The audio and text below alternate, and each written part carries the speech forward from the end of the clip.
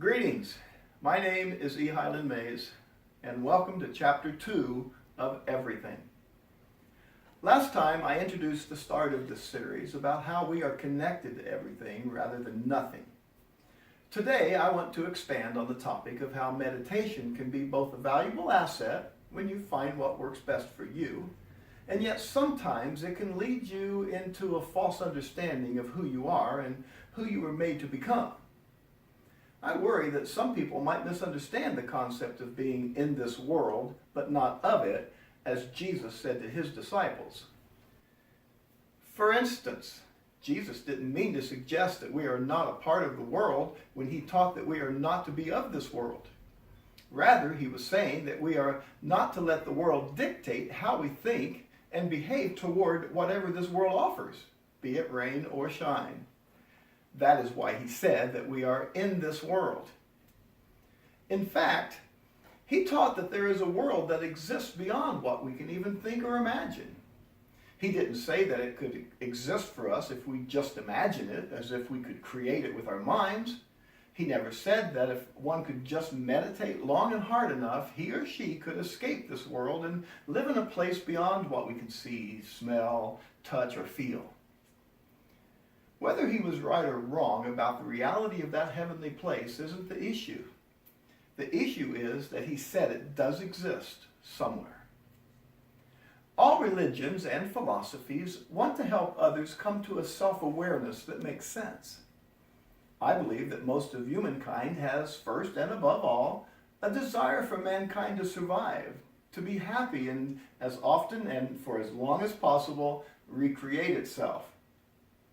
This brings us to the theory of emptying yourself.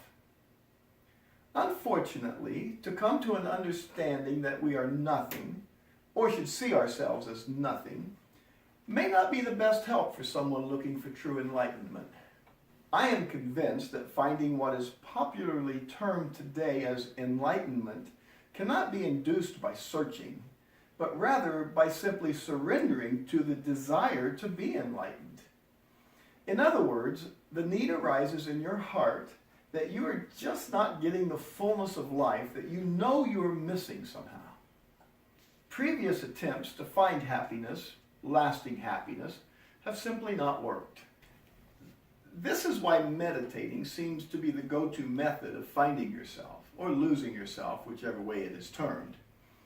However, I find it a great hindrance to inner peace, what I refer to as true happiness, to meditate on the nothingness concept. I would like to suggest that meditating on everything might be more productive, but maybe just for some, maybe just for me. By using the concept of feeling connected to everything instead of nothing, I am not suggesting the idea that you should simply feel like a part of everything. No, my concept is more radical than that. If you are only a part of everything, that concept will only get you that far, to be aware that you are a part. You are connected, but not essential. You feel that you are a part of everything, but your part doesn't make the world go round. You feel like an insignificant part. In fact, feeling like an insignificant part of everything is first cousin to the idea of nothingness, which means you are nothing, another misunderstood concept called being empty. So what is worse, being convinced that you are nothing or feeling that you are insignificant? Aren't both just a variation on a theme? Our value is dependent on our concept of our value to the world instead of our individual value. A dichotomy exists in meditation practices. One will say that understanding the nothingness separates us from the world of everything, and enlightenment only comes when you no longer are attached to the suffering of this world. Then they say that the best thing to do with the enlightened life, found through the discovery of not being attached, is to go back and do something with it. In other words, now that you are enlightened, what are you going to do about it? Why would I want to share empty enlightenment? Well, hopefully, if you find something worth sharing, you will do so. But if you are nothing, there is no way you can be a part of anything. In being nothing, there is nothing. No thing. There isn't anything in being nothing. Here it's a bit of a mind twister. In everything, nothing must be included, because even nothing is a thing. Isn't it sad that someone would teach you that you must become nothing and therefore not exist? Yet, since everything includes all, even nothing exists there. But is that really the ultimate achievement of life, to become insignificant?